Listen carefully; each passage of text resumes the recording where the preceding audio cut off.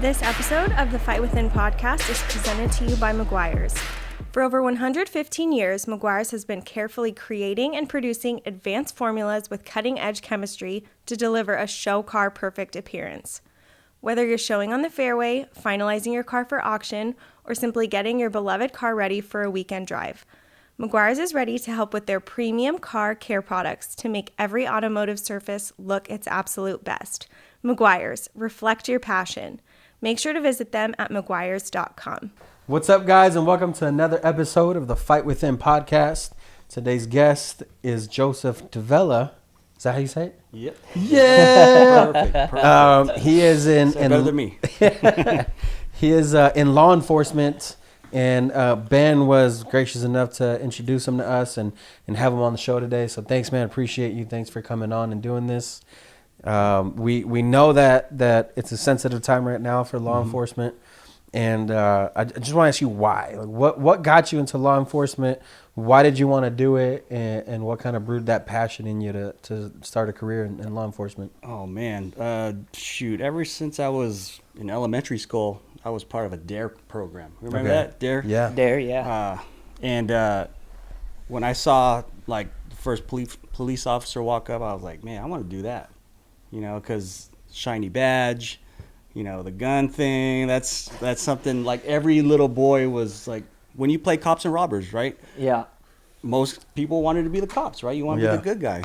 And I think the main influence was my dad. He was in the Navy, right? Okay. Typical Filipinos. But when he was in the Navy, you know, I would see I'd go on the big military ships. I'd see people in uniform. I'd see that type of service.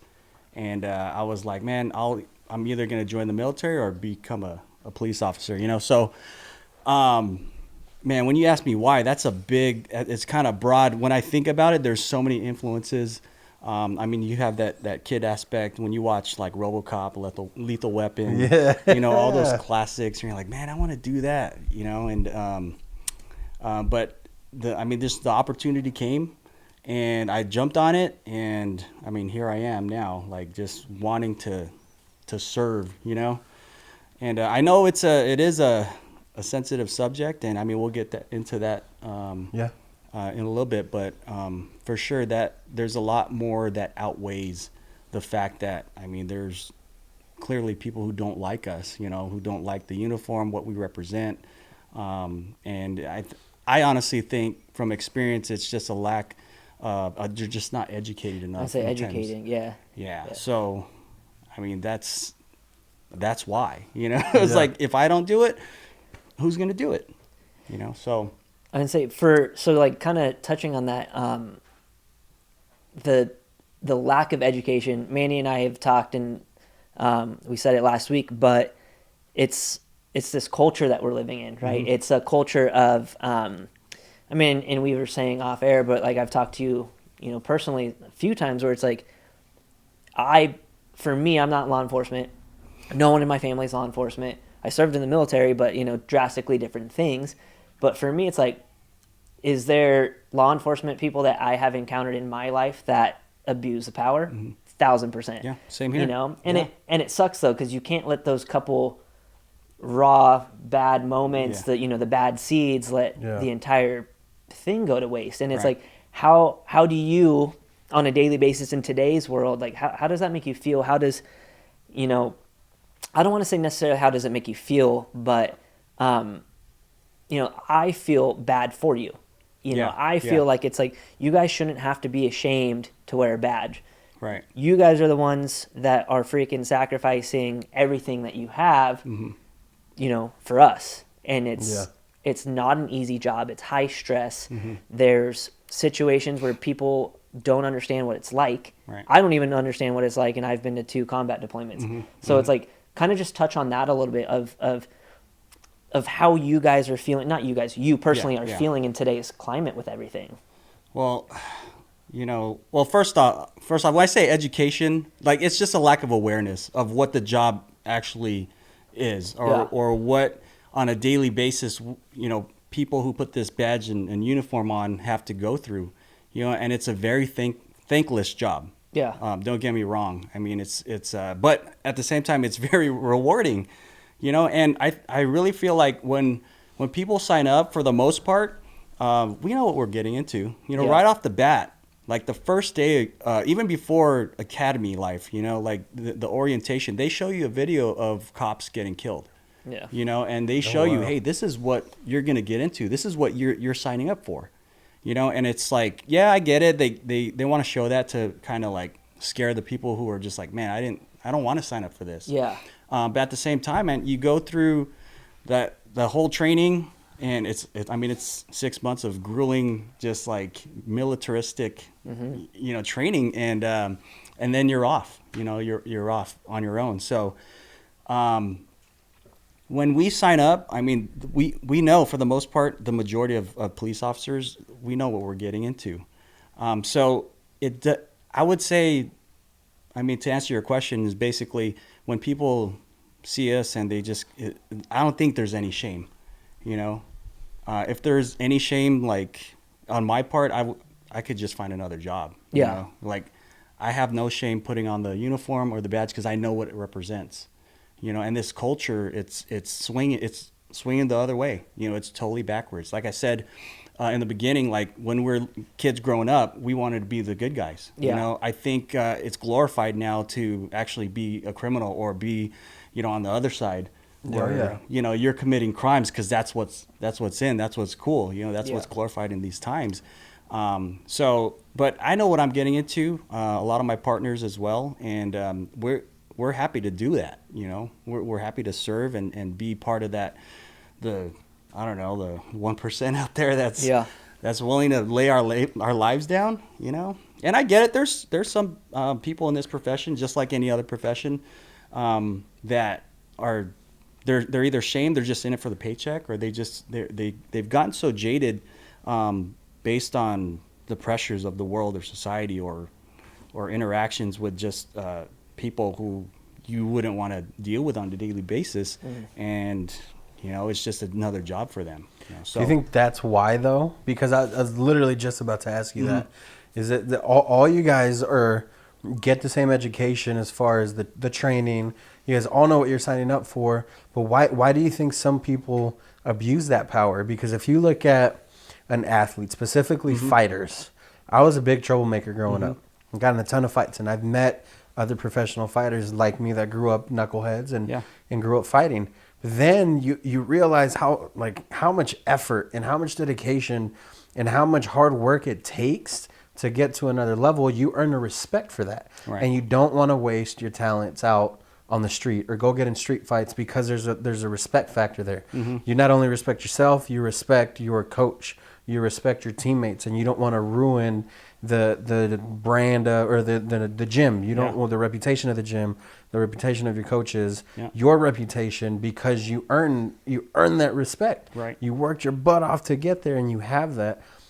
Police officers have that. There's so many great police officers.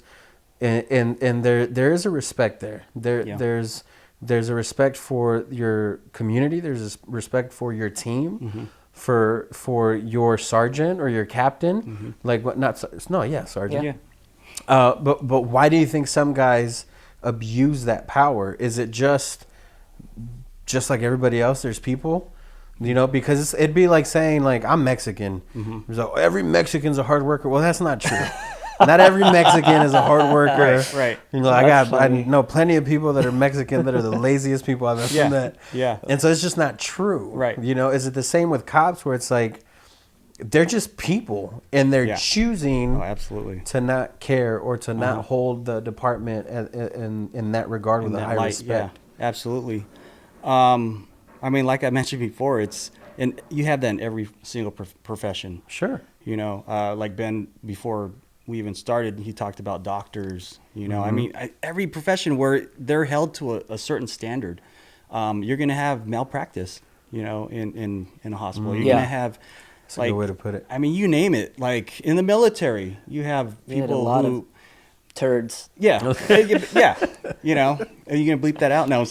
And so, law enforcement is no different. It is a job, and fortunately, what I feel is like they do a great job, most agencies, of kind of weeding out the people who don't belong there, and filtering out, people who are just going to do the job of and represent that department in a bad light. But some slip through the cracks, you know? Sure. And when I grew up, man, I got pulled over, I wasn't a gangbanger or anything like that. I mean, I like cars. I like, lowering my cars and stuff. And the area I grew up in was, just a hot spot for getting pulled over and thinking. Where'd you grow up? I grew up in San Diego. Okay. Yeah. So Imperial Beach area, Right. that area. So Can you hold the mic up a little closer? Yeah. So you're, right next to the border, you got all types of crime down there. Oh, yeah, I'm sure. And so, my experience with law enforcement, it was good and bad, but that didn't sway me from I want to do this. In fact, I think it kind of motivated me to want to be a different type of police officer. You know what I'm saying? I don't want to be the guy who I interacted with who was kind of a bully mentality. I wanted to be someone who would encourage people or younger people or educate them in a way how I would want to be educated when I was growing up. Yeah. So that was really the only way I can infiltrate, is doing that. Kind of what you said, dude, everything that's been going on, it makes me want to be a cop. We've talked about this several times. I'm like, dang, should I go be a cop? Because I know a lot of people right now, close friends, not close friends, acquaintances that have both views. Police are awful or police are great on all the spectrums. And those people know me. I would love to kind of see what would happen if I put a badge on. And now, am I going to be all of a sudden classified as one of the bad apples just because I'm wearing a badge and I'm sacrificing my my own life and my own time to do this? Yeah.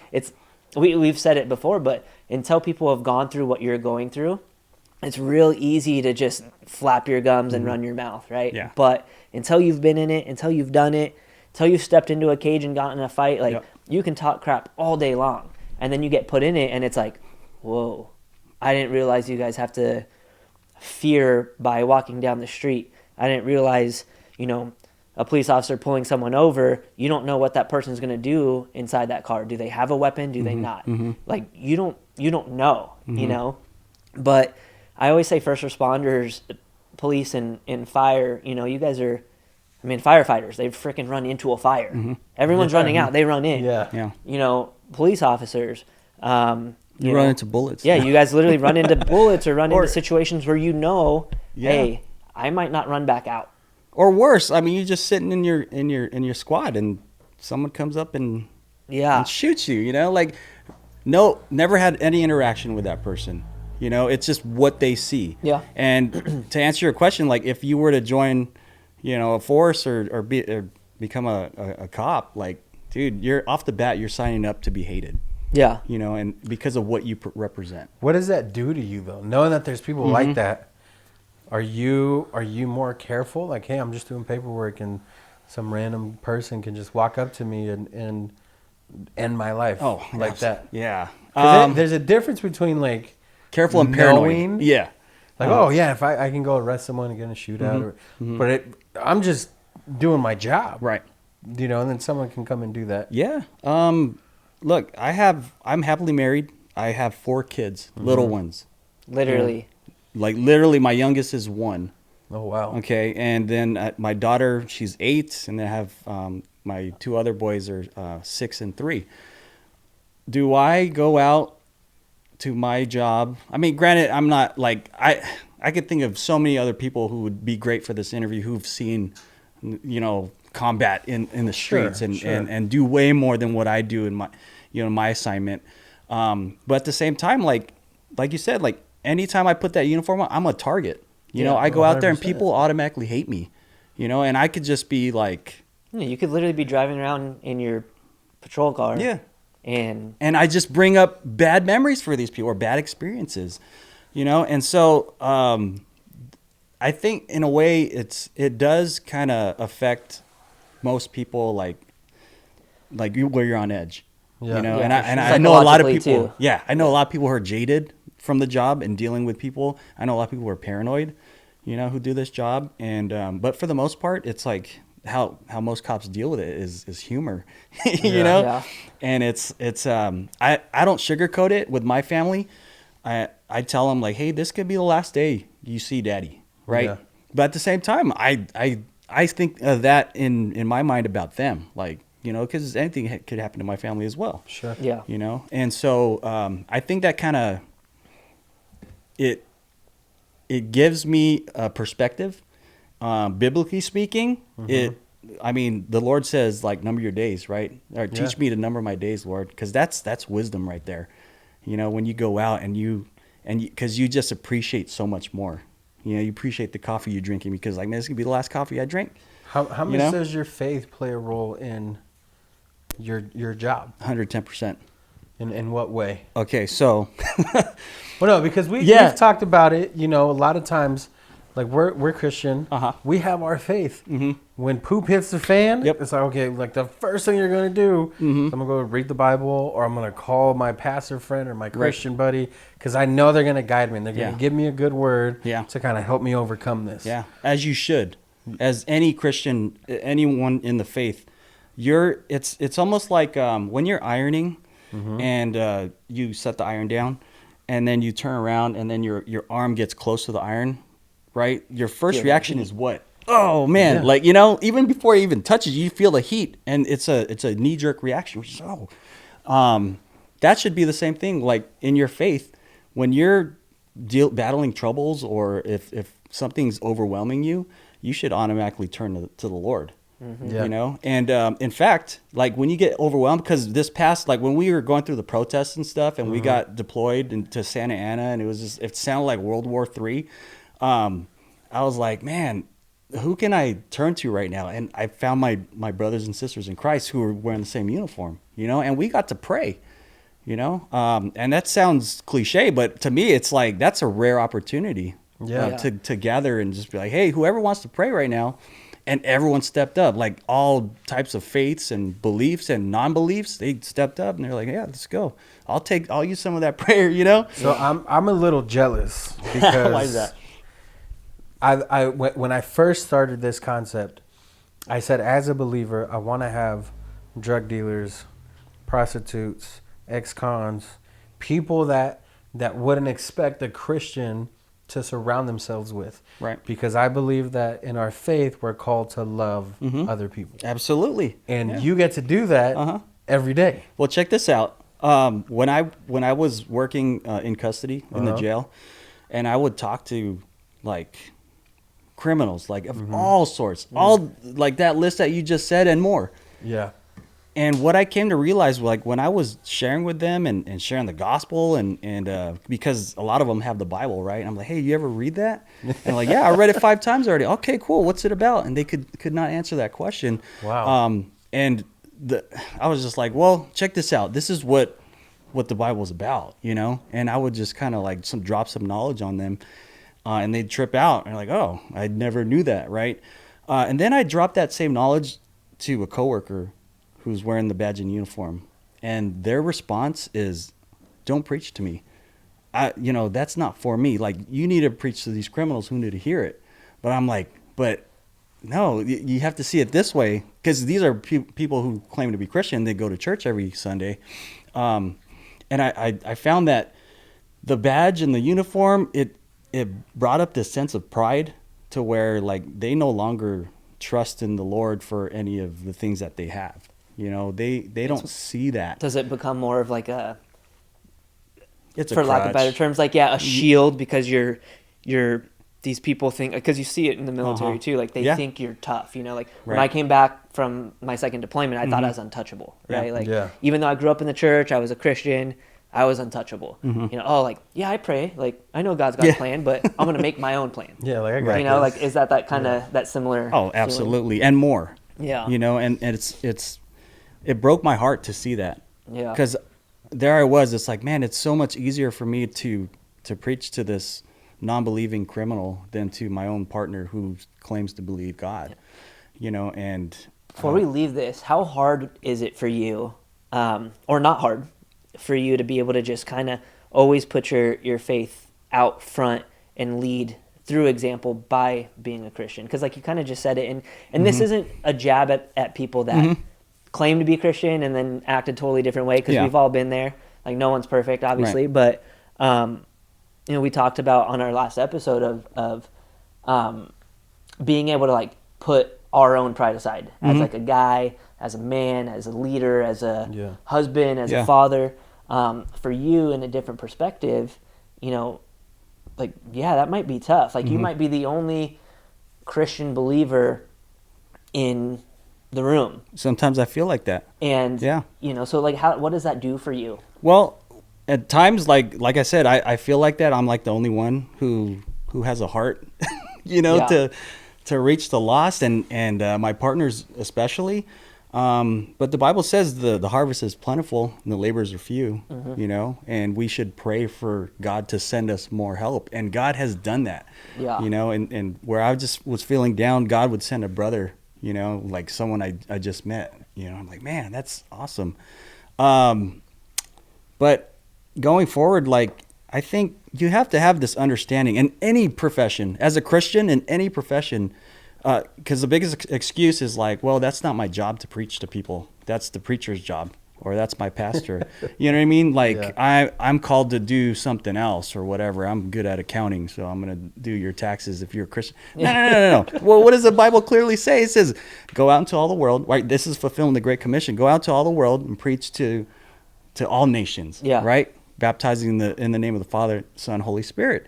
And so God doesn't like separate who that's for. That's for every single person, and so going forth, you have to really, if you don't claim that God that Jesus is Lord, like we can't really have a conversation in terms of like where I'm coming from and where you think I should be coming from. Because really, if you think about it, what is heaven like?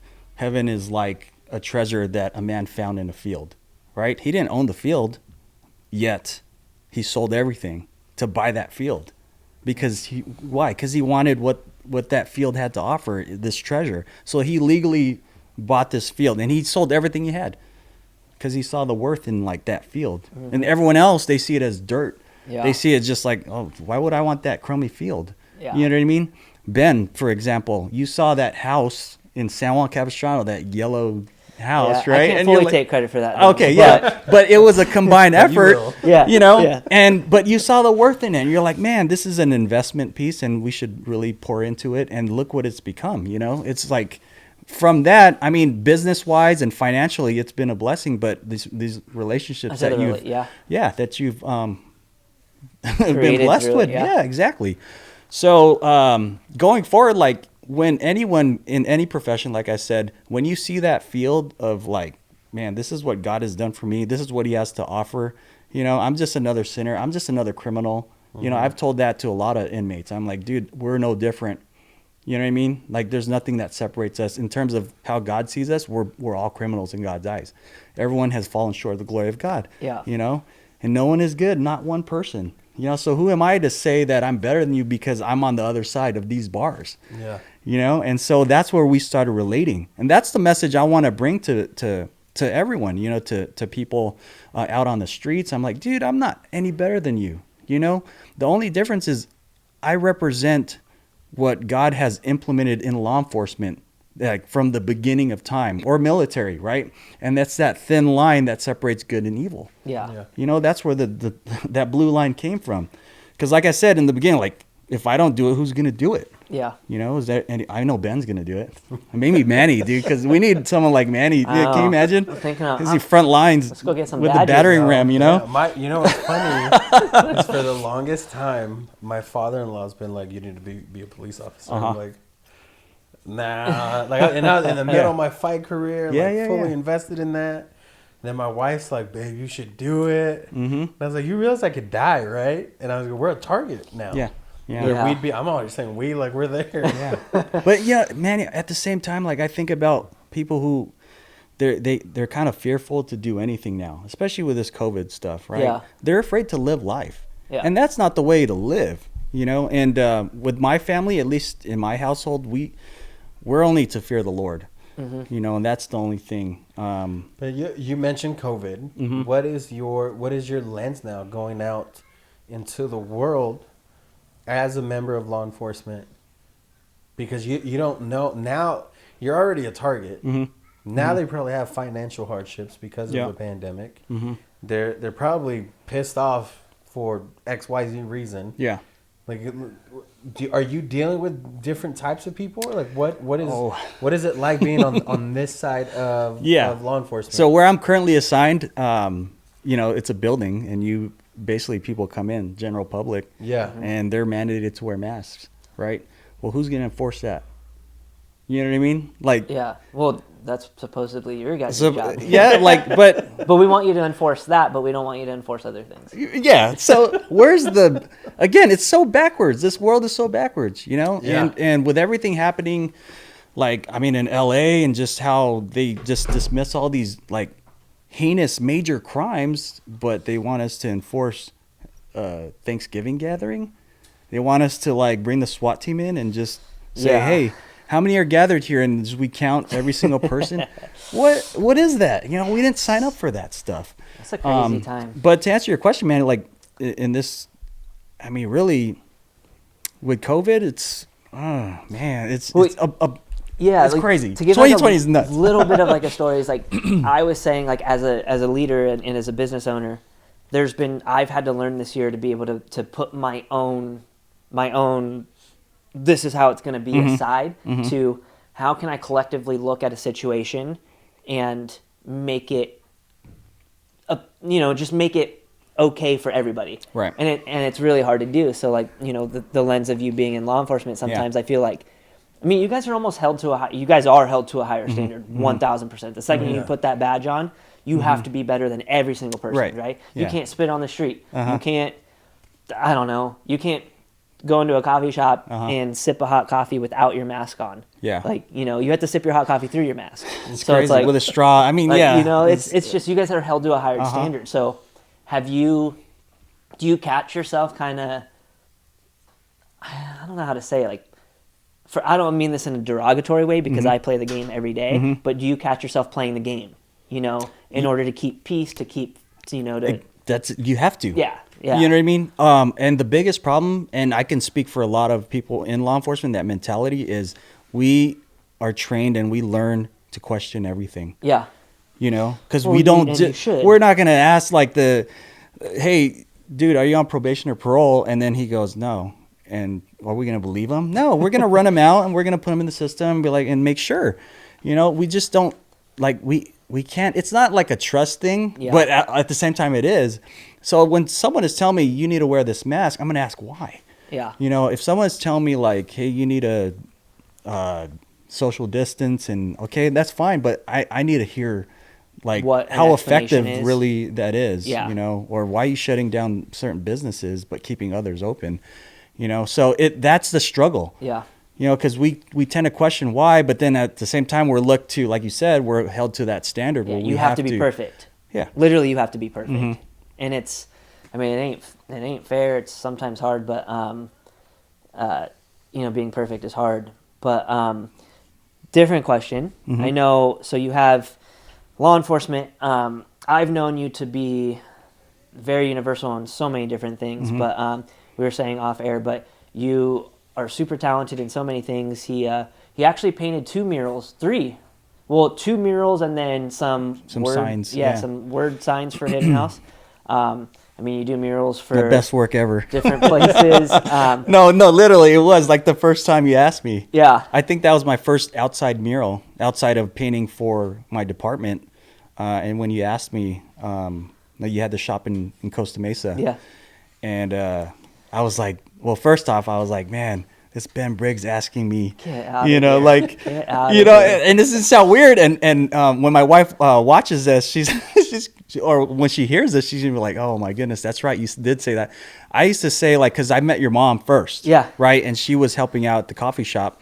And because, you know, we're Filipino and she was Filipina, like we related. And being in Orange County, that's rare, you know, cause we grew up in San Diego where you throw a rock and you hit a Filipino. It's like, oi. Yeah, you know what I mean? City. And everyone knows each other. So when we met your mom, we're like, oh, this is awesome, you know? Yeah. And so, and then we'd see you and like, oh, that's the owner right there.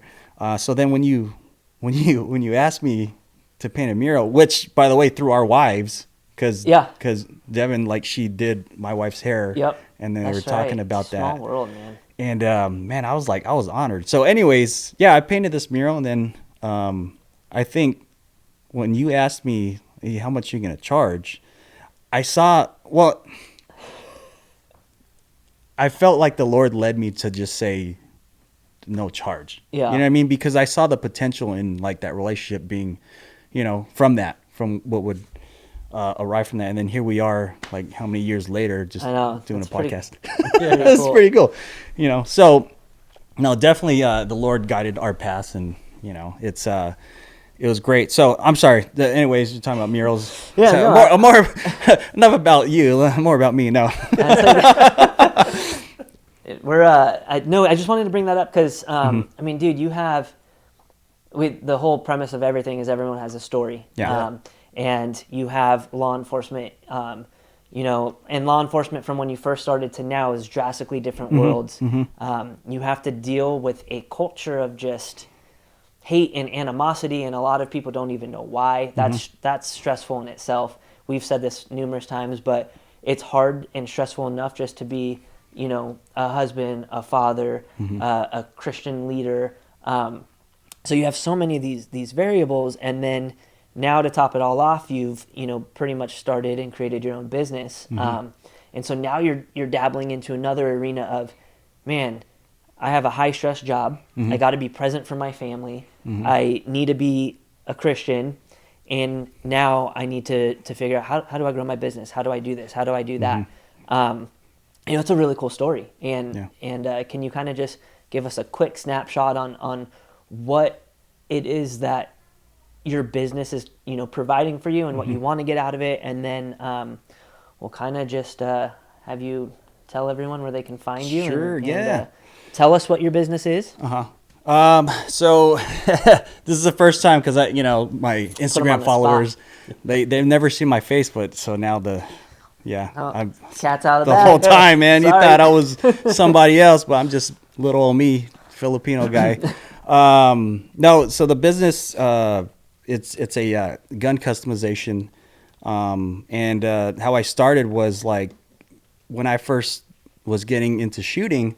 I wanted something more ergonomic than your standard Glock, you know. And so back then, I think it was like 2013 or 14, I saw guys like with stippled Glocks, right? So I was like, man, how do I get that? And there was a few companies online, and they were charging like $400 to $600. Yeah, it's insane. You know, for stippling. Gun stuff is and I was insane. like, oh man, that's kind of too much, you know. And so I found one YouTube video of how to do it, and it was a guy who was just like, he took a soldering iron, and he was just like, you know, melting the plastic, thousands of dots, you know, into the plastic. And I was like, I think I could do that. So I practiced on an airsoft gun, and then I was like, I think I'm good enough to do my own. So I did one on my own, and then I started like advertising, hey, to my partners, you know. Yeah, you've done a couple of my stuff. Yeah. And I need to get a gun. well, I mean, in times like this, like everyone and their grandma are looking for one, you know. So it's like business is kind of booming because everyone wants a custom gun now, right? Yeah. But I mean, from that, I started doing a lot because, you know, I wanted to charge like something that was cheap for cops, because this is something that they're going to use like for duty purposes. Then I recently got into like painting guns, painting slides and whatnot. And he does like now insane, like dope custom painted. Like I couldn't paint it on a piece of paper. He freaking paints it on a gun. It's pretty sick. I mean, and with the art background, because another business would be like painting murals. Yeah. You know, and I started doing that with my department, you know, and God bless my department for allowing me to do something like that. Because when you think law enforcement or police officer or whatever, you just think about what the world is telling you. But I never dreamed that I would be actually like painting for my department and painting these big flags on gyms to be an inspiration, you know, to my coworkers when they work out. They see that thin blue line, or Yeah. you know, and just stuff like that, you know. So that's another thing I do. But anyways, you can find me on War Drum Inc. All right, so the cat's out of the bag. Now, man. It is. I mean, if you got guns and you want work done, now you got someone. Yeah, let me know. done, If like- you're out of state, I mean, the FFL through OC Guns in Lake Forest, it's Yeah. just local shop, and you know, it's I mean, it's just something. When you're passionate about something, and my encouragement to everyone who's listening, when you're passionate about something, it doesn't matter what it is. You know, underwater basket weaving.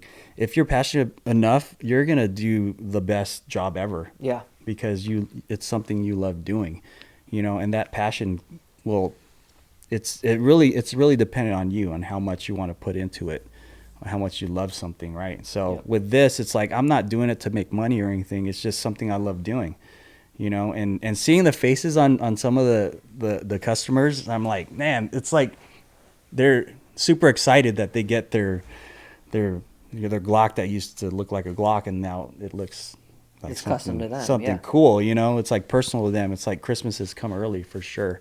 I But want to see that. I want to take a look at one. Maybe I'll show you mine. So Yes.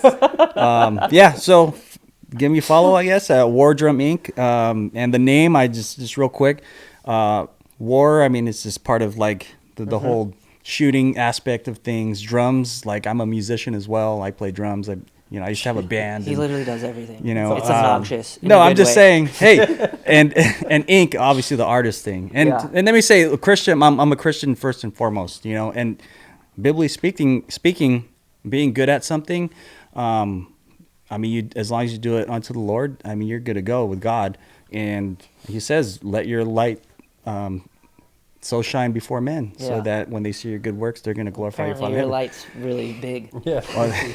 Bright light. That's What, not me. That's yeah. And last question before we sign out here is what would you give? What piece of advice would you give a cop, old or young, on how to handle? Not that you have all the answers, but you've been through it. And what's something that's helped you kind of deal with where we're at now in the climate we're in now? Remember the number one reason why you signed up for this job. Because I think as young, we tend to forget, even like during training, you know, you're like, oh man, why'd I sign up for this? And then for the older heads, you know, it's like they tend to forget that because they're older, you know, or they just they miss the that routine and yeah. they've done it. No, really ask yourself, man, why did I sign up for this? Yeah. You know? And just like that first question you asked me, why? I'd say remember your why. Yeah. So guys, remember to like, share, and subscribe to our channel. You can find us on YouTube at youtube.com/The Fight Within Podcast. Find us on all audio platforms, including Apple Podcasts, Spotify, Stitcher, iHeartRadio, anywhere you guys like to listen to it. Thank you so much for your support. Thank you for continuing to listen to it and watch it. We can see the growth on our analytics, and just want to thank you guys for supporting us. Again, man, thank you so much for being here. Ben, love you, bro. Thanks for having us. And just remember that everything was impossible until someone did it. This episode of the podcast is brought to you by Kingdom Nutrition. Make sure you guys go and visit their site over at kingdomnutrition.com and enter promo code MFW10 to get 10% off your next purchase. Kingdom Nutrition carries the best sports supplements on the market. They manufacture and curate their own line of supplements with the highest quality ingredients, including a lean protein, weight gainer protein, pre-workout, BCAAs, and an array of other products. They've recently created the world's first vegan chickpea protein, and it tastes amazing. I'm a big dude. I like food, and I like chocolate. So when they told me it comes in chocolate and vanilla, I got really happy. But if you're a workout enthusiast and you want to change up your diet, change up your protein, go check out their vanilla chickpea protein. It mixes well with anything. It'll blend great with a smoothie.